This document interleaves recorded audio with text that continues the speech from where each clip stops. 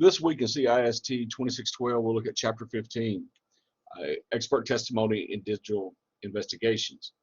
So Chapter 15 is going to explain the rules of evidence and procedures as you apply them to testimony. We're going to talk about the types of testimony, whether it's for trials, depositions, and hearings, and also the difference between a fact witness and an expert witness. We'll also look at some of the common problems for testimony and learn some of the techniques you can use to increase the value of your testimony. So we're going to look at the guidelines for giving testimony as a fact witness or an expert witness. We'll look at the guidelines for testifying in court, and also for testifying in depositions and hearings. Also the procedures for preparing forensic evidence for testimony. Okay, so we'll start off talking about the two types of witnesses. We're going to have an expert witness and a fact witness. Fact witness is only reports the facts, the finding of the investigation, and no opinion is going to be given to the court. So fact witness is going to explain what evidence is found, how it was obtained, while an expert witness reports opinions based on experience and the facts that were gathered during the investigation.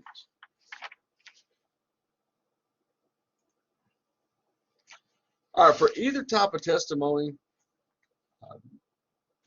there are a couple questions you should consider,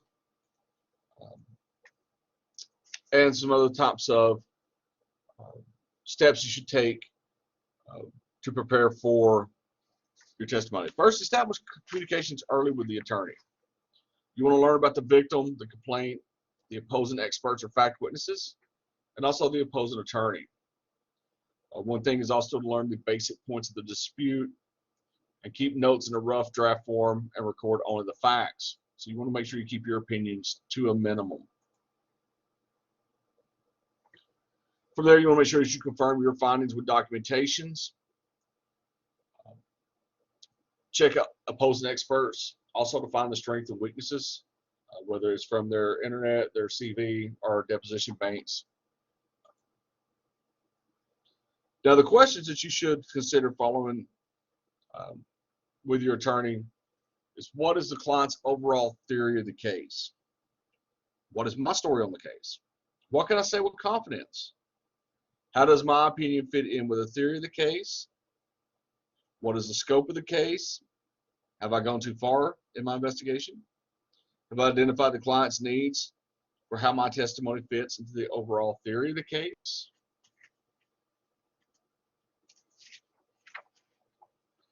So you need to prepare these, go over these questions with the attorney.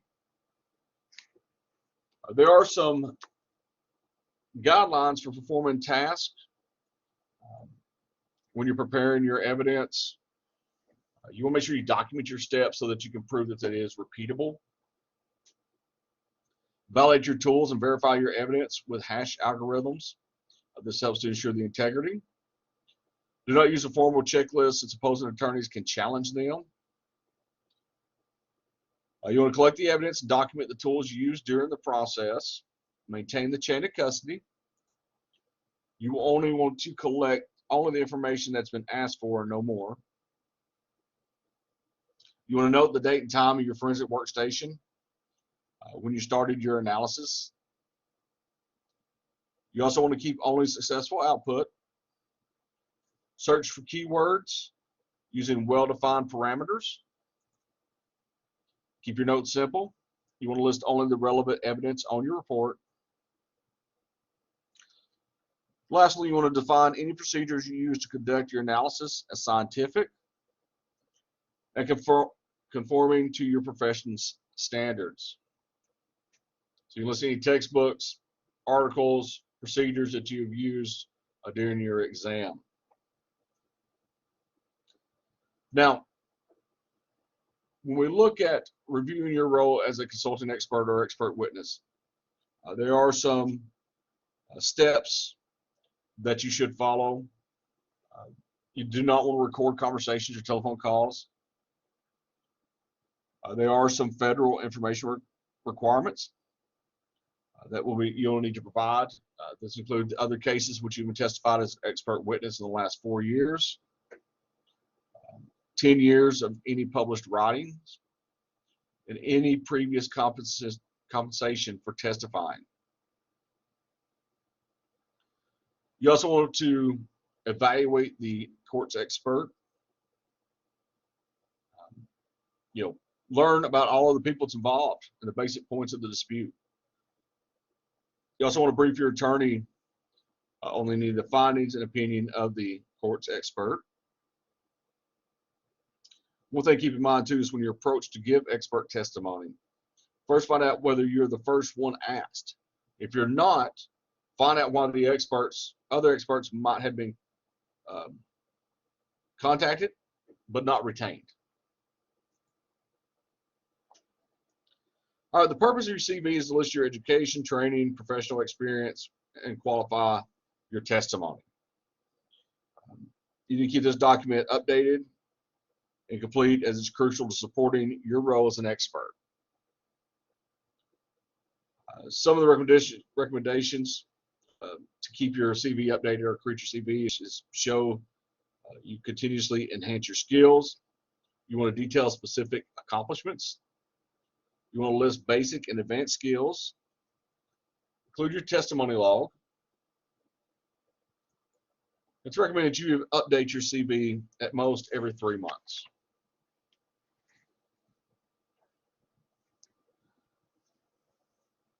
When you're preparing for trial, you want to make sure before the trial you prepare a technical definition for technical concepts, such as maybe your image files, bit streams, MD5 or hashing algorithms, definitions.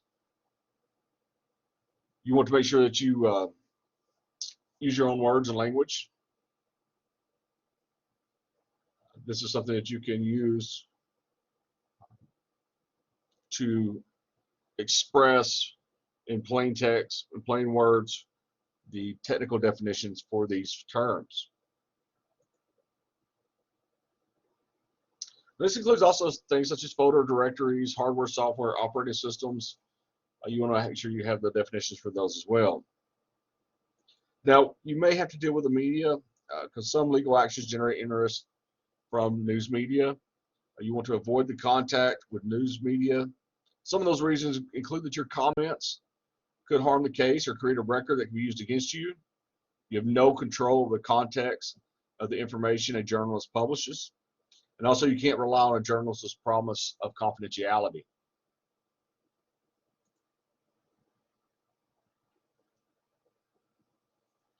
Now, there are 4 procedures you follow during a trial. In this, your attorney is going to present you as a competent expert or fact witness. The opposing attorney might attempt to discredit you. Your attorney is going to guide you through your testimony, and then the opposing attorney will get to cross-examine you. There may be an opportunity for your attorney to redirect exam of any material addressed in the cross-examination. Also keep in mind you could be called later as a rebuttal witness.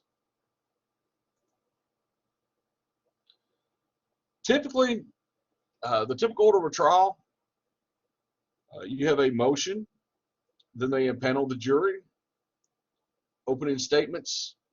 From this, you have the plaintiff or the prosecution will present their case, followed by the defense.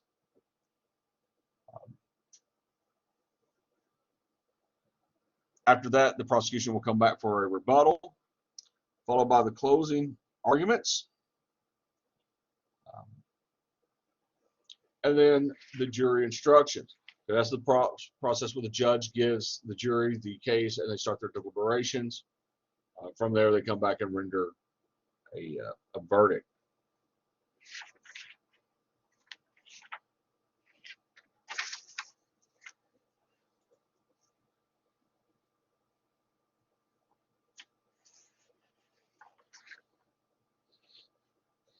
All right, so there's a process of qualifying as an expert witness.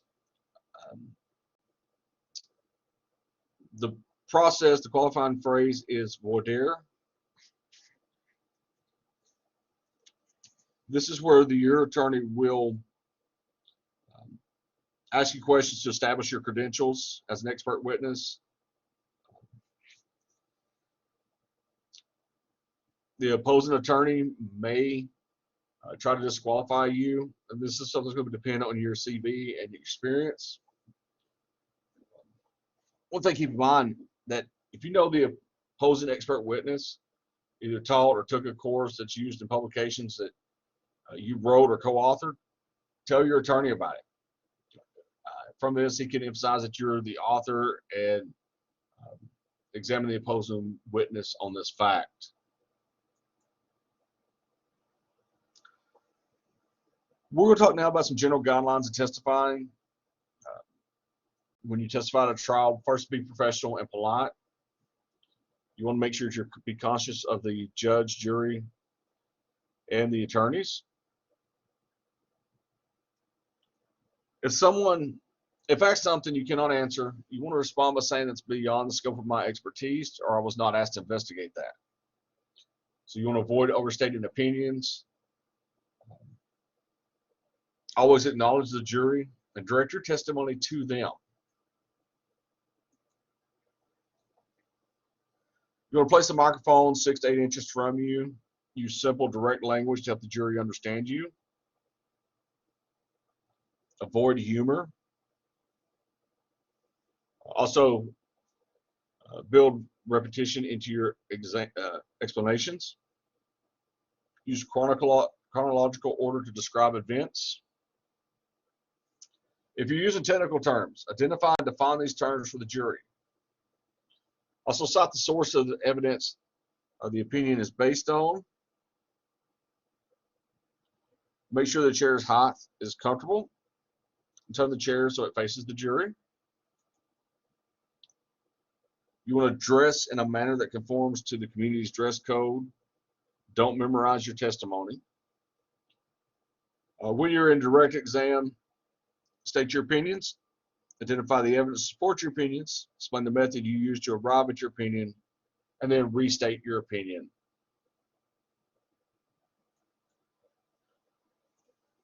Now, some of the questions you should consider when preparing your testimony with the attorney who hired you include: how is the data or evidence stored on the hard drive? What is an image or bitstream copy of the drive? How is the deleted data recovered from the drive? What are Windows temporary files and how do they relate to the data or evidence? Also, what are the system or network log files?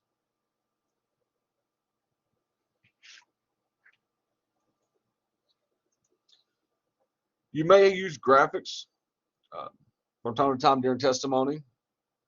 Some general rules for graphics. Make sure those exhibits illustrate or clarify your findings. They must be clear and easy to understand. Your graphics should be big, bold, or simple. Also, remember the goal of using graphics to provide information the jury needs to know. Review all graphics with your attorney before trial. Also, make sure the jury can see your graphics and face the jury during your presentation. Also, don't want to include any vendor logos on your charts, and don't use charts created by someone else unless you commission them to create them. This helps you avoid copyright issues.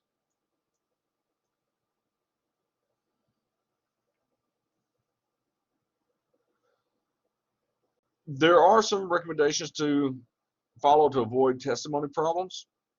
These include recognizing when you have a conflict of interest that could apply to your case. Conflicting out, that's definition is the attempt by the opposing attorney to prevent you from serving on an important case. So the opposing attorney is going to prevent you from testifying. A couple ways they can do it: by claiming you've discussed the case with them and therefore have a conflict of interest. You want to avoid agreeing to review a case unless you're under contract with the person. Avoid conversation with opposing attorneys. You should receive your payment before testifying. Don't talk to anyone during court recess, especially if a juror approaches you. Decline to talk with him or her, and then promptly report the contact to the attorney who retained you. Also, make sure that you conduct any conferences with your attorney in a private setting. Also, keep in mind that if you found any evidence that's going to prove the innocent or clear up the accused, you have an obligation to ensure that the evidence isn't concealed. Initially, you should report the evidence to the prosecutor handling the case. Be sure that you can document that communication. Now, if that information isn't disclosed to the defense attorney, in a reasonable time, you can report it to the prosecutor supervisor or to the judge.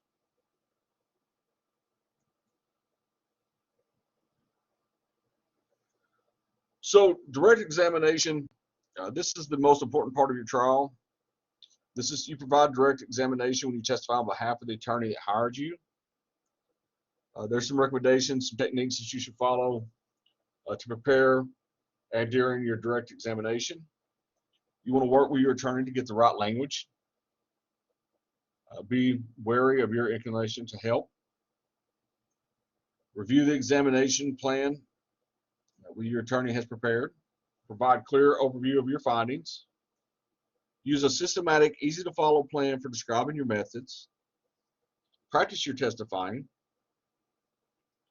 Use your own words when answering questions. Present your background and qualifications. Avoid vagueness. When you're using graphics in the presentation, keep in mind that you're instructing the jury what you did in when you collected evidence. So you make sure the jury understands your explanations.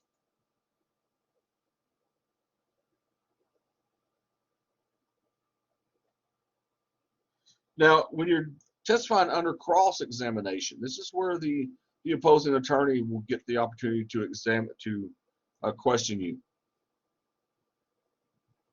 There are some recommendations that you need to follow during cross-examination. Some of the tactics, techniques an opposing attorney may use during cross-examination as well. First, when you're under a cross-exam, you want to use your own words. Keep in mind that certain words have additional meanings. Also be aware of any leading questions. Never guess when you don't have an answer. Be prepared for challenging pre-constructed questions, such as, did you use more than one tool? Also, rapid-fire questions may come from the attorney. Sometimes opposing attorneys declare that you aren't answering the questions. Keep eye contact with the jury. Avoid strict yes or no answers. Sometimes the opposing attorney may ask several questions inside of one question. Also be aware that attorneys make speeches and then phrase them as questions. They might try to put words in your mouth. So you be patient. Some jurisdictions also now allow judges and jurors to ask questions. You want to avoid feeling stressed or losing control. And lastly, never have unrealistically high self-expectations when testifying. Keep in mind that everybody makes mistakes.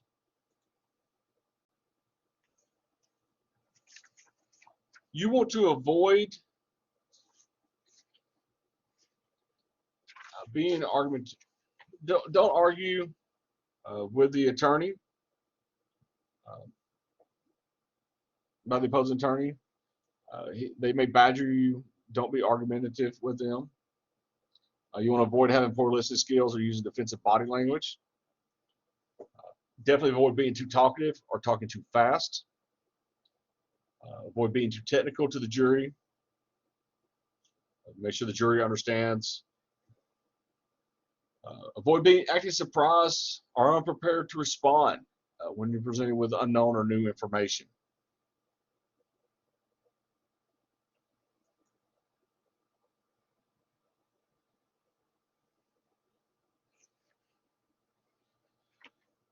Now, you may have to prepare for a deposition or hearing and testify in those. The deposition is a formal examination in which you're questioned under oath with only the opposing parties, your attorney, and a court reporter present. There's no judge or jury. The purpose of a deposition is to give opposing counsel a chance to preview your testimony before trial. A discovery deposition, that's where the opposing attorney sets the deposition and often conducts the equivalent of both direct and cross-examination. Discovery deposition is considered part of the discovery process. Now, a testimony preservation deposition, that's a deposition that's held to preserve your testimony in case of schedule conflicts or health problems. This is something that's usually going to be videotaped as well as recorded as well in text format.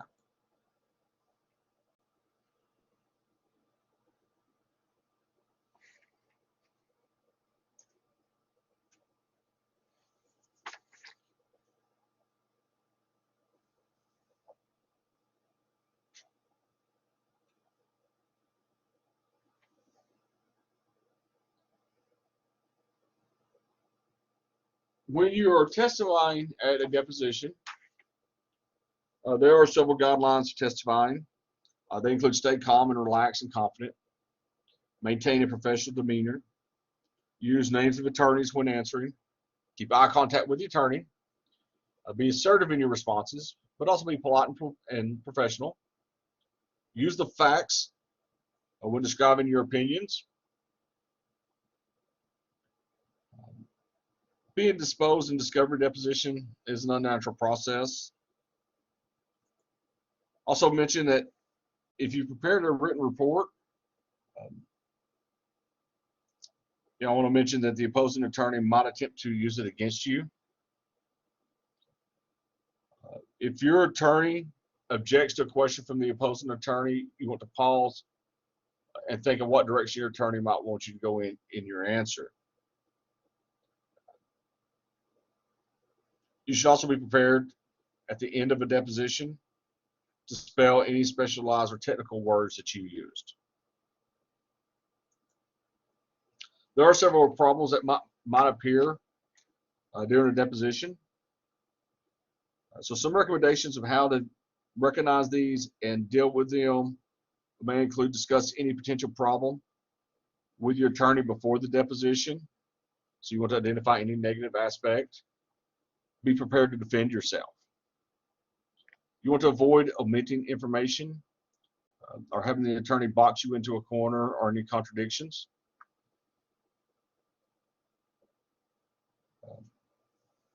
Be professional and polite when giving opinions about opposing experts. Keep in mind that you can correct any minor errors you make during your exam. Also, if you respond to difficult questions that could jeopardize your client's case, pause before answering. Pause, think of your response before you answer. A discovery deposition testimony often doesn't make it to the jury. It might be presented to the jury, usually as part of an attempt to discredit the witness. Now, if you testify at a hearing, it's generally going to be comparable to testifying at a trial. A hearing, though, can be before an administrative agency or legislative body or in a court. Often administrative or legislative hearings, they're going to be related to events that resulted in litigation. A judicial hearing is held in the court to determine the admissibility of certain evidence before a trial, and in that case, no jury is present.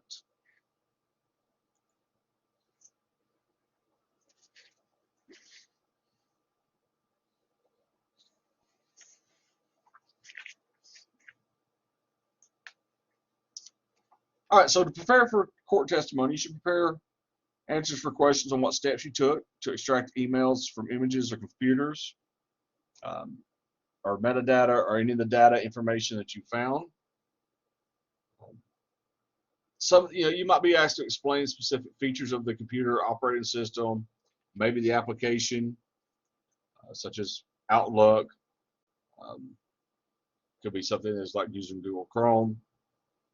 You might also be asked to explain how these applications and digital forensics tools work as well. So Chapter 15 prepares you for expert witness. testimony in your digital investigation.